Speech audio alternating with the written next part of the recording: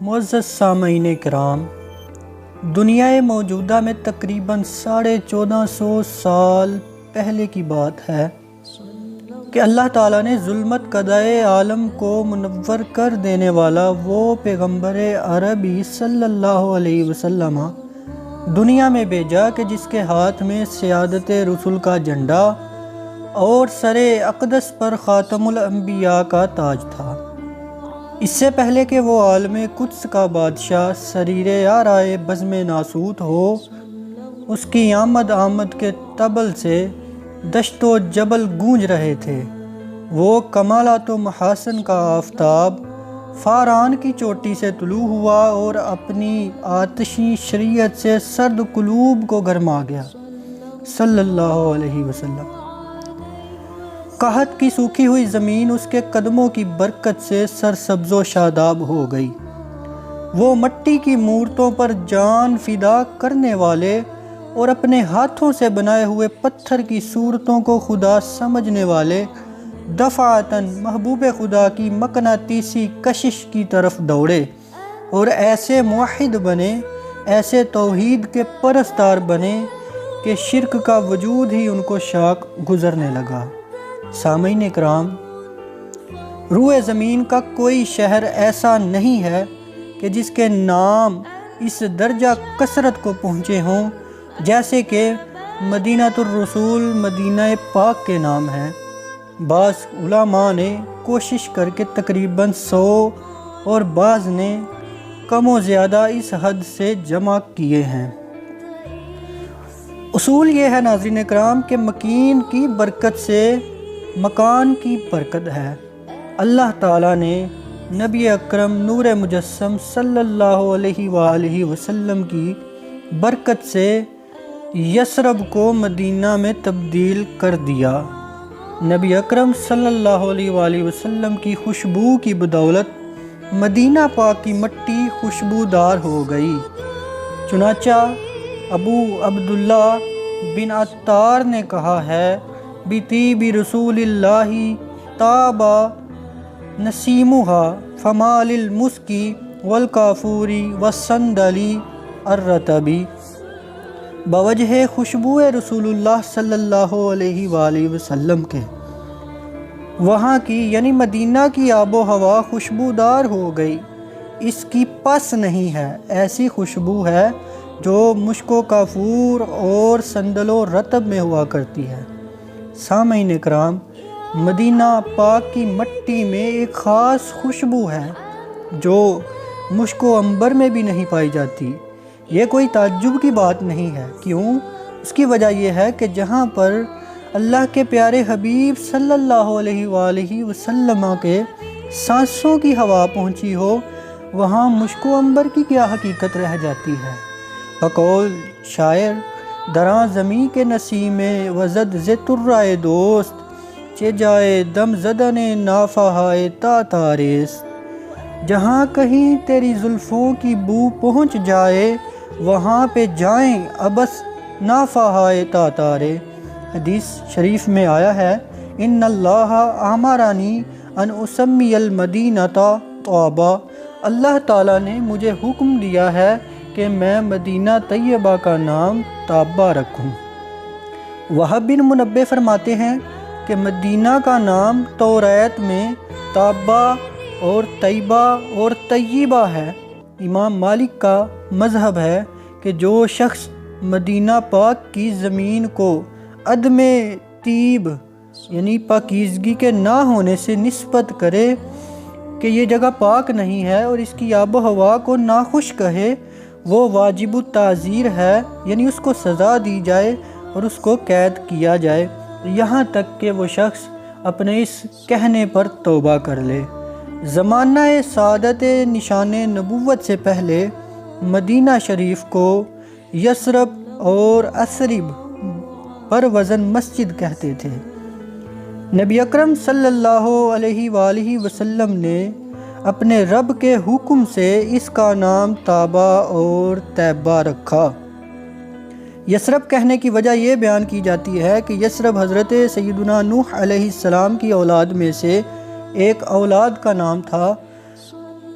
جب ان کی اولاد متفرق شہروں میں آباد ہوئی تو یثرب نے اس سرزمین میں قیام کیا، یعنی نوح علیہ السلام کی اولاد میں سے جو اولاد تھی یثرب، انہوں نے اس سرزمین میں قیام کیا، اس وجہ سے اس سرزمین کا نام یثرب پڑ گیا۔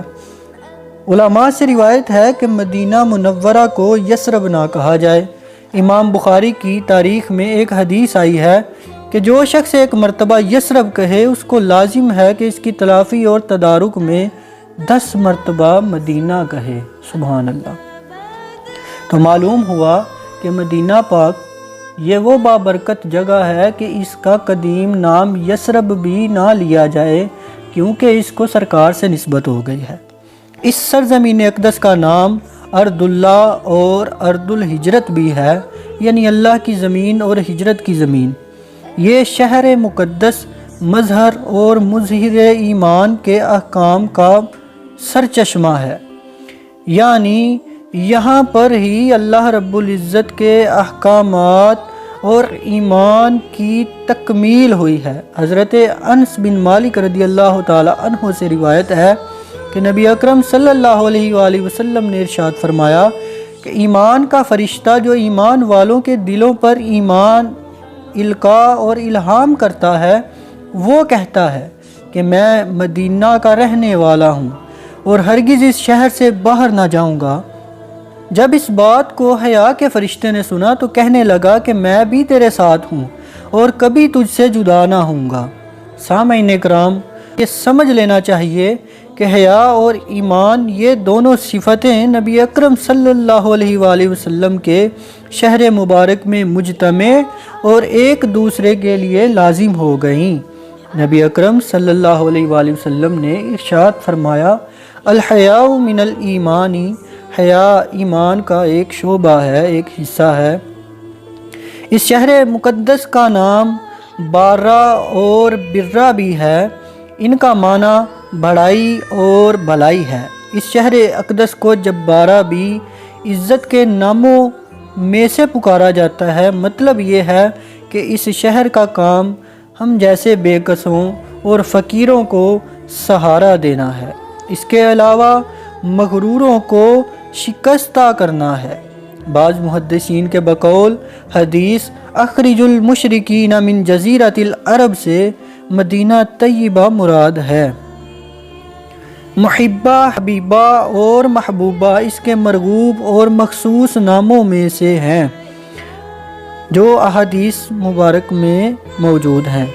سرکار علیہ السلام نے ارشاد فرمایا، اللہم حبب علینا المدینہ کا حبینا مکہ، اے اللہ محبوب کر دے تو ہماری طرف مدینہ کو مثل محبت مکہ کے، صلی اللہ علیہ وآلہ وسلم۔ اسے حرم بھی کہا جاتا ہے کہ نبی اکرم صلی اللہ علیہ وسلم کی شرافت کی نسبت اسے حاصل ہے۔ حدیث میں ہے المدینہ حرم، مدینہ حرم ہے۔ سامعین اکرام، شہر اقدس کو حسنہ بھی کہا جاتا ہے۔ اس کی وجہ یہ ہے کہ باغات، چشمے، بلند و بالا پہاڑ، کنویں، کشادہ فضائیں، عمارتوں کے قبے اور مشاہد و مزارات کے اس شہر میں شامل ہونے کی وجہ سے اس کو حسنہ کہا جاتا ہے۔ اس شہر کو مدینہ کہنے کی وجہ یہ ہے، یعنی اس شہر مقدس کا نام جو مدینہ رکھا گیا ہے، اس کی وجہ یہ ہے کہ مدینہ ایسے مقام کا نام ہے جو مکانات اور کثرت عمارات میں قریہ یعنی بستی کی حد سے تجاوز کر گیا ہو اور شہر کے درجہ کو پہنچ چکا ہو جو تمام گاؤں سے بڑا ہو۔ اس شہر عظیمہ شریفہ کے چند اوصاف و خصائل اور فضائل سماعت فرمائیں۔ ہر نفس کی پیدائش اس مٹی سے ہے جہاں وہ دفن ہوتا ہے۔ اس سے معلوم ہوتا ہے کہ پیدائش نفس پاک سید الاولاق صلی اللہ علیہ وآلہ وسلم مدینہ منورہ کی مٹی سے ہے۔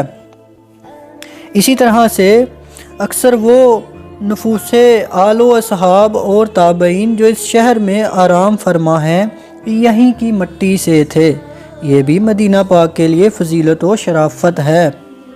اسی طرح نبی اکرم صلی اللہ علیہ وآلہ وسلم کی قبر مبارک بہترین مقام اللہ تعالیٰ کی برکات اور رحمت و رضوان کا مقام ہے، جو یہیں یعنی مدینہ الرسول میں موجود ہے۔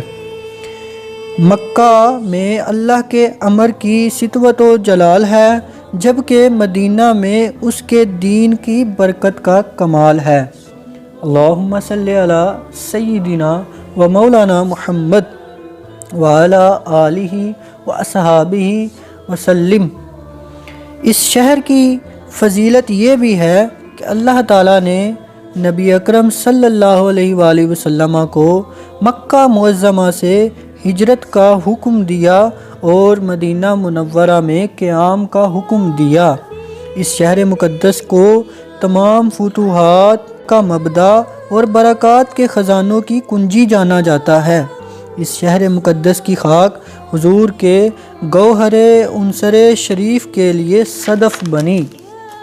سامعین کرام، مدینہ طیبہ کے اوصاف و فضائل میں سے یہ بھی ہے کہ سرور انبیاء صلی اللہ علیہ وآلہ وسلم نے اپنی امت کو اس شہر کی اقامت پر ترغیب اور تحریص دی ہے اور اس شہر پاک میں موت کو پسند فرمایا ہے۔ ارشاد فرمایا، من صبر علی ذاہن کنت لہ شہیدن او شفیعن یوم القیامتی، جو شخص مدینہ میں انتقال کرے اس کے لیے میں قیامت کے دن شفیع ہوں گا۔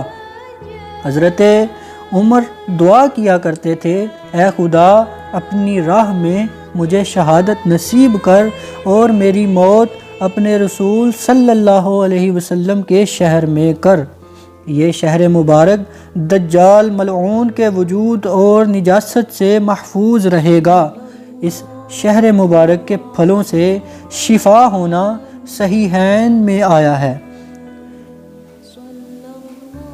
صحیحین میں موجود ہے کہ جو شخص 7 عدد اجوا کھجوریں نہار منہ کھائے اس پر زہر اور جادو اثر نہ کرے۔ صاحب تاریخ کبیر نے مدینہ شریف کی کھجور کی 139 اقسام شمار کی ہیں۔ ان میں سے ایک سیحانی ہے اور ایک اجوا کے متعلق حضرت سیدنا عبداللہ بن عباس رضی اللہ عنہما نے فرمایا کہ کانا احب التمر الی رسول اللہ صلی اللہ علیہ وآلہ وسلم الاجوتا، تمر کی یعنی کھجور کی تمام قسموں میں محبوب ترین قسم رسول اللہ صلی اللہ علیہ وسلم کے نزدیک اجوا تھی۔ اس شہر مبارک میں مسجد نبوی ہے جو انبیاء کی آخر مساجد میں ہے، اور دوسری مسجد قباء ہے جو ابتدائی مسجد ہے اور اس کی بنیاد دین محمدی میں سب سے پہلے رکھی گئی ہے۔ ناظرین کرام اور سامعین کرام، اسی طرح حضور صلی اللہ علیہ وسلم کی مسجد شریف میں قبر شریف اور منبر شریف کے درمیان جتنی بھی جگہ ہے وہ جنت کے باغوں میں سے ایک باغ ہے، ایسا باغ جو اپنے مرتبے میں بہشت عالی مقام کا حکم رکھتا ہے۔ یہاں جبل احد جو جنت کے پہاڑوں میں سے ہے اور جو سرکار کو بہت محبوب ہے موجود ہے۔ یہاں بقیع کا قبرستان بھی موجود ہے۔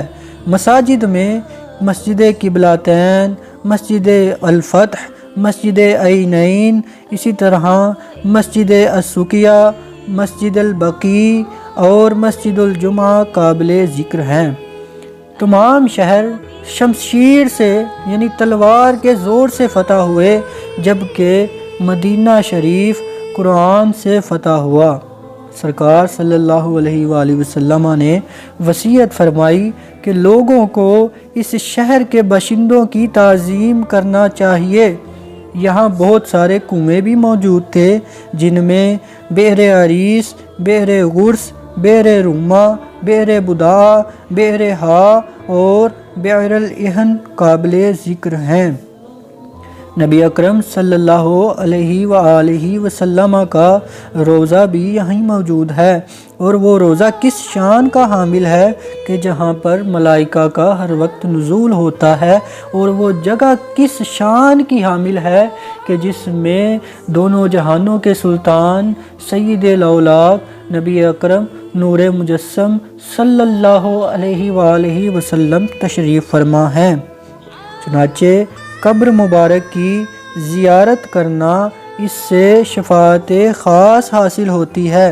ارشاد فرمایا، من زار قبری وجبت لہ شفاعتی، کہ جو شخص میری قبر کی زیارت کرے میری شفاعت اس کے لیے واجب اور لازم ہے۔